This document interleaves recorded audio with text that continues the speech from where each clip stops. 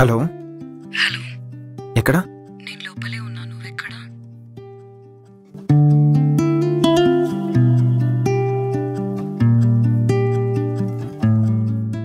వస్తున్నా.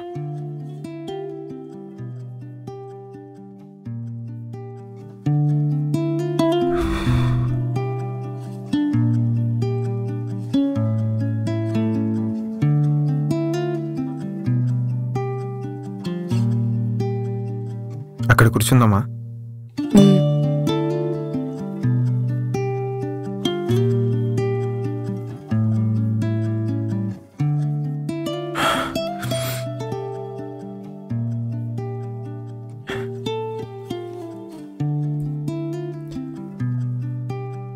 ఏదో చెప్పాలని పిలిచావు, ఎందుకు సైలెంట్గా ఉన్నావు?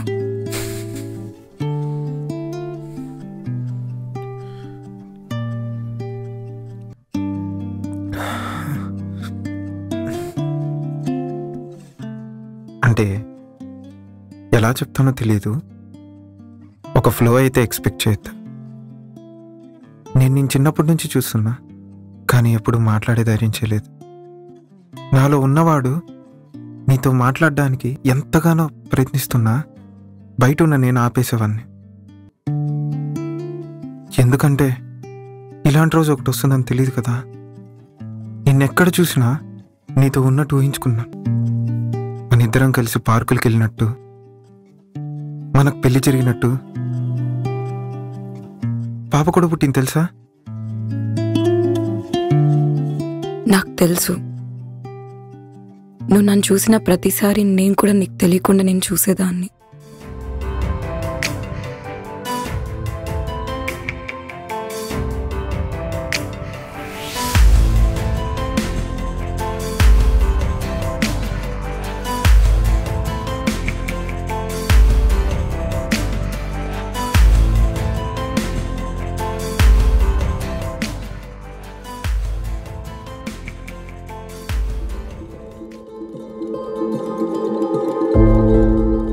బాబు, నేను ఎప్పటి నుండో చూస్తా ఉండాను.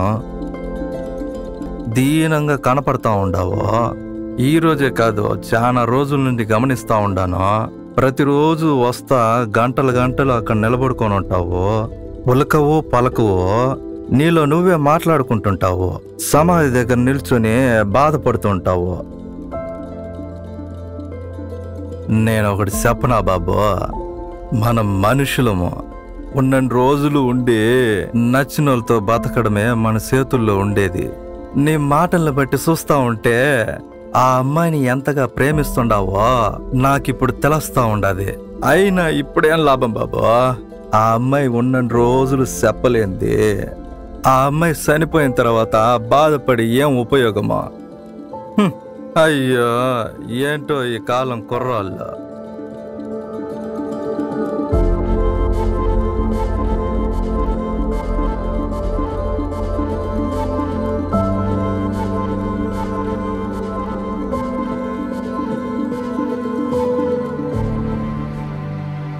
ఈ క్షణం కళ్ళ ముందు కనిపించిన నువ్వు ఇకపై లేవన్న బాధని వ్యక్తపరచడానికి మాటలు రాక మౌనంగా ఉండిపోవాలా?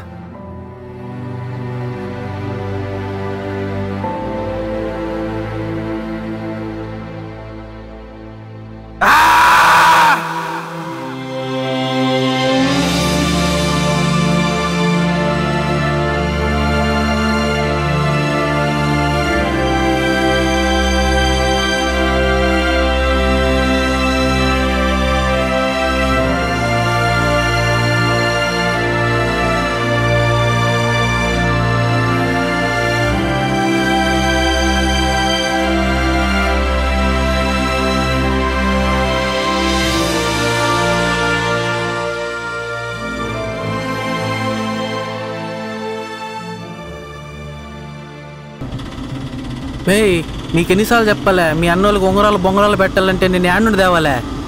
ఏందే? ఏయ్, అదంతా కుదరదు. నా దగ్గర జరగవు ఇవన్నీ. డబ్బులు ఎక్కడి నుండి వస్తున్నాయి? ఎందుకు వస్తాయి అసలు? దేనికి వస్తాయి అప్పులు? అసలు చెప్తే నీకు అర్థం కాదు ఎందుకని. అంతేనా? ఎన్నిసార్లు చెప్పాలి? ఏయ్ చాలే పెట్టు ఫోను, ఊరికే మాట్లాడద్దు ఇంకా. చాలు పెట్టే ఫోను.